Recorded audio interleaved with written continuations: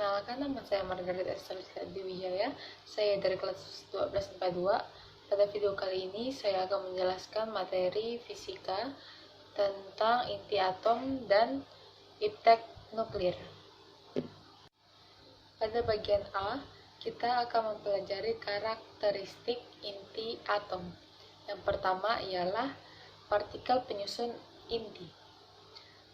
Inti atom terdiri atas neutron dan proton. Proton ialah partikel bermuatan positif, sedangkan neutron adalah partikel yang tidak bermuatan.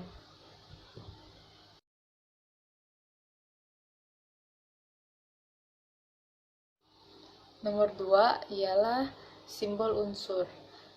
Pada tabel periodik, atom memiliki lambang yang dilambangkan oleh AZX atau ZXA, yang berarti X adalah nama unsur atom, Z adalah nomor atom, A adalah nomor massa, dan N adalah jumlah neutron.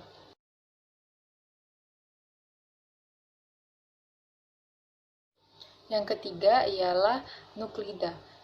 Ternyata di alam juga terdapat unsur yang memiliki nomor atom atau nomor massa yang sama, yaitu terbagi menjadi 3. Yang pertama ialah isotop, yang kedua ialah isobar, dan yang ketiga ialah isoton.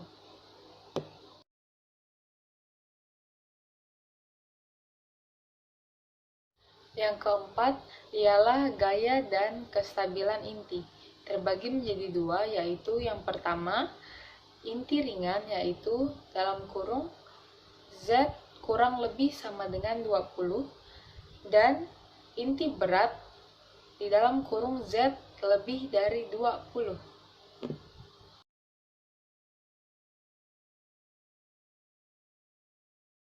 Yang kelima ialah energi ikat inti. Massa inti atom ternyata lebih kecil daripada massa partikel, karena hal ini ditunjukkan oleh massa yang hilang akibat dari pembentukan proton dan neutron.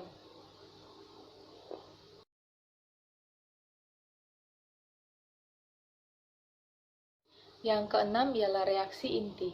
Reaksi inti adalah reaksi yang terjadi jika suatu inti atom induk ditembak dengan partikel yang berenergi dan menghasilkan inti baru atau inti anak, disertai dengan pelepasan sejumlah energi.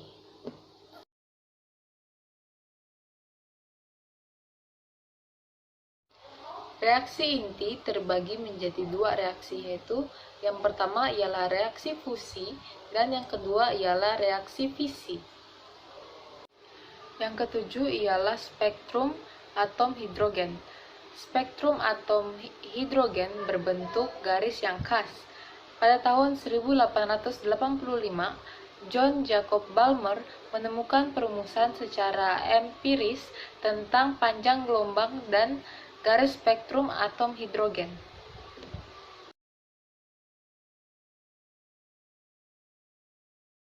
Baiklah, ini adalah contoh soal inti atom dari submateri energi reaksi inti. Soalnya ialah hitunglah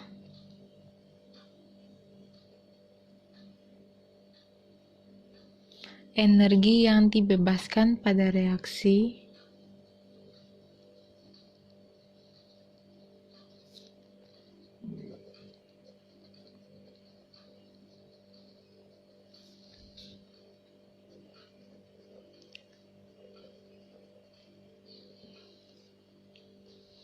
satu SMA sama dengan 931,5 MeV, atau reaksi intinya ialah 43A dalam kurung B, C, D. Diketahui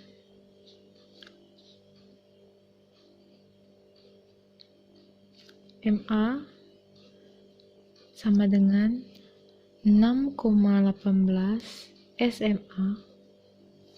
MB sama dengan 2,10 SMA. MC sama dengan 3,2 SMA.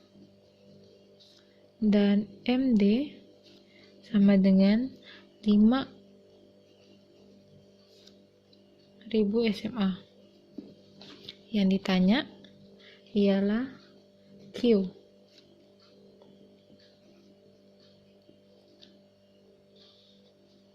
atau energi bebasnya. Kita akan mulai. Rumusnya adalah Q sama dengan dalam kurung MA ditambah MB dalam kurung dikurang MD ditambah MC, tutup lagi dikalikan dengan 931,5 MeV.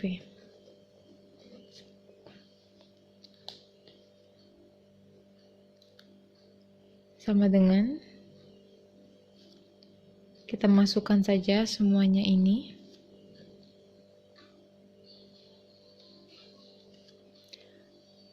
Enam koma 18 ditambah 2,10 dikurang 5.000 ditambah 3,2 dikalikan dengan 931,5 MeV. Ya. Tinggal dijumlahkan saja. Ini menjadi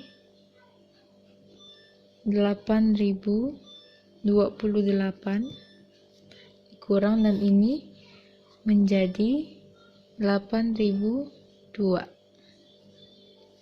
Masih dikalikan dengan 931,5 MeV. Ya. Dan juga kita tinggal kurangkan menjadi 0,026,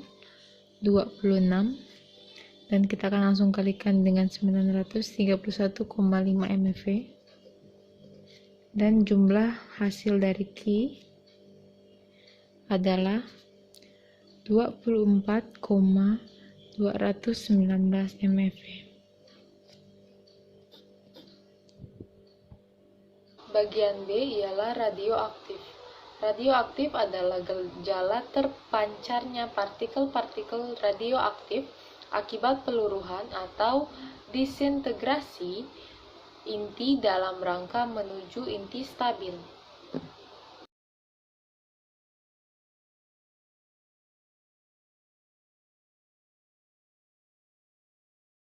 Yang pertama ialah sinar-sinar radioaktif. Sinar-sinar radioaktif terbagi menjadi 3 sinar radioaktif, yaitu yang pertama ialah radiasi alfa.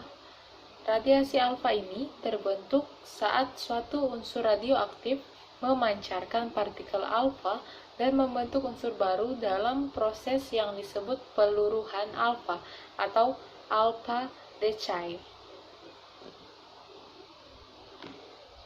B adalah radiasi beta, inti tidak stabil yang memiliki jumlah neutron lebih banyak daripada jumlah protonnya akan memancarkan partikel beta. Dan yang ke C adalah radiasi gamma.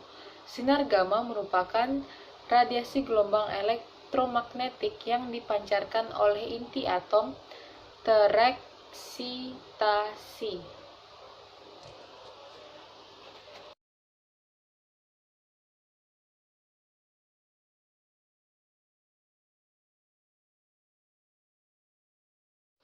Yang kedua ialah interaksi sinar radioaktif dengan bahan. terbagi menjadi dua materi, yaitu A. Serapan atau pelemahan, dan B ialah ketebalan paruh atau half thickness atau sering disebut dengan HVL.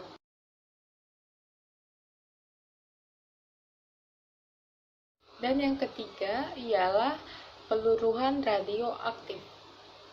A adalah aktivitas radioaktif, B ialah peluruhan inti, dan C ialah waktu paruh atau half time.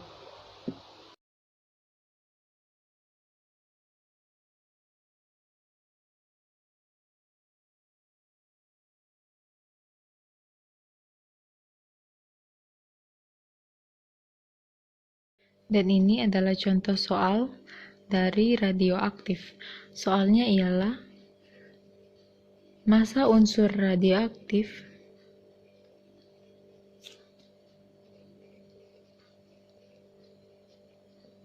P mula-mula X gram dengan paruh 2 hari. Dan setelah itu, setelah 4 hari, unsur yang tersisa ialah Y gram. Yang ditanya adalah perbandingan antara X dan Y. Maksudnya X banding Y. Kita akan langsung diketahui N0 sama dengan X, N sama dengan Y, T kecil sama dengan 4 hari, dan T besar sama dengan 2 hari. Yang ditanya adalah perbandingan antara X dan Y. Kita akan langsung masuk. N sama dengan dalam kurung 1/2 pangkat T per T dikalikan N0. Kita akan langsung masukkan Y sama dengan 1/2 pangkat 4/2 X. Oke, kita pindahkan X, kita pindah ruaskan X menjadi Y per X sama dengan 1/4. Dia menjadi 1/4 karena ini sudah dikalikan. Dan kita balikan lagi. Kita balikan dua ini dan ini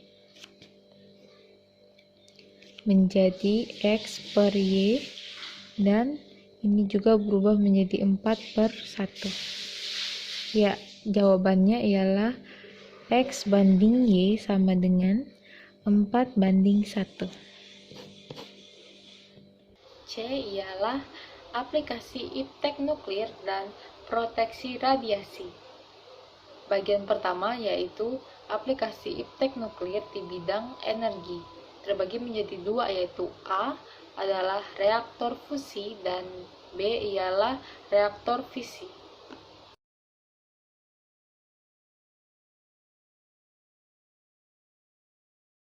Nomor 2 ialah aplikasi iptek nuklir di bidang industri.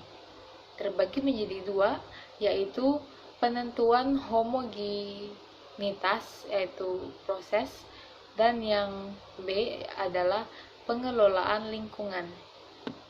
Dan yang ketiga ialah aplikasi iptek nuklir di bidang hidrologi. terbagi lagi menjadi dua, yaitu penentuan gerak sedimen dan penentuan kebocoran bendungan. Yang keempat ialah aplikasi iptek nuklir di bidang kesehatan, yaitu terbagi menjadi tiga, yaitu yang A adalah radioterapi, B ialah kedokteran nuklir, dan C ialah sentralisasi alat dan produk kesehatan. Dan yang kelima ialah aplikasi iptek nuklir di bidang pangan. A adalah pengendalian hama dan teknik serangga mandul atau TSM, dan yang B ialah efisiensi pemupukan. Yang keenam adalah aplikasi teknik nuklir di bidang peternakan. Penelitian nuklir dalam bidang peternakan mengarah pada peningkatan produksi ternak, perbaikan sistem reproduksi, kesehatan, dan manajemen ternak. Keuntungan penggunaan teknik nuklir dalam litbang peternakan yaitu kepekaan deteksi tinggi, akurat, efektif, aman, dan ekonomis. Yang ketujuh ialah dampak dan proteksi radiasi. Selain manfaatnya yang sangat banyak, nuklir juga memberikan dampak buruk yang tidak dapat diabaikan, seperti jika terjadi kesalahan pemakaian, akan mengalami paparan yang melebihi dosis. Sekian dari video saya. Mohon maaf apabila ada salah kata atau apapun yang kurang jelas. Terima kasih.